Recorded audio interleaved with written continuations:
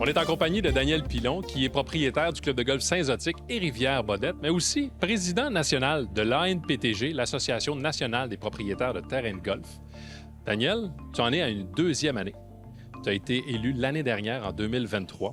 Ça représente quoi pour toi, ce rôle-là à l'ANPTG?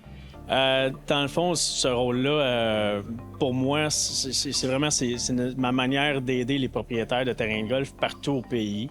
On représente plus de 1400 membres au travers du Canada sur 2300 terrains de golf. Donc, on a une pénétration d'à peu près 70 Puis pour nous, la meilleure manière de les aider, c'est de la défense des intérêts, des droits des propriétaires. C'est notre cheval de bataille, en plus des programmes qu'on a aussi pour aider les gens à amener plus de business dans le golf. Là. On travaille plus dans le back-end qu'en façade, en arrière-scène, sans plein ça.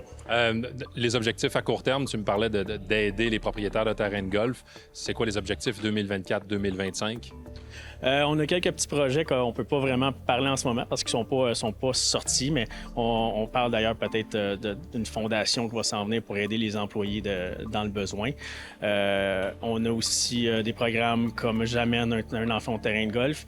On a aussi un programme qu'on a commencé l'année passée qui s'appelle Bienvenue au golf, qui vise les gens entre 25 et 40 ans environ. Vous savez, quand les gens qui ne sont pas vraiment habitués, qu'est-ce qu'on fait quand on arrive d'un terrain de golf? Le sac est à l'envers, ils rentrent le sac dans le Pro Shop, et ça faut s'en aller. Donc, c'est vraiment un programme qui est fait pour initier les gens au golf, aux bonnes pratiques. Qu'est-ce qu'on fait quand on arrive sur un terrain de golf? Parce que ça peut être des fois un petit peu impressionnant quand on ne sait pas c'est quoi. Tu parlais de J'amène un enfant au terrain de golf. C'est une initiative de l'ANPTG. Qu'est-ce que ça représente au golf au Québec, les clubs de golf qui sont attachés et comment les gens peuvent s'inscrire parce que c'est dans quelques semaines, là, cette initiative-là, au début juillet. Oui, c'est au début juillet. C'est à peu près 600-650 terrains de golf au Canada. Les gens ont simplement allé sur le site web de l'ANPTG en faisant une recherche « J'amène un enfant au terrain de golf ». Et là, il va y avoir la carte du pays. Vous pouvez aller dans certaines régions, vous pouvez zoomer directement. Vous allez aller sur Club de golf Saint-Zotique. Et vous allez pouvoir sélectionner c'est quoi notre programme qu'on a pour cette semaine-là. Cette semaine-là, en principe, c'est tous les enfants en bas d'un certain âge peuvent jouer au golf gratuitement. Mais il y a des clubs de golf qui l'offrent vraiment à l'année longue maintenant, comme moi, Saint-Zotique, en bas de 13 ans, c'est gratuit à l'année longue. Daniel, je termine avec une question un peu plus globale.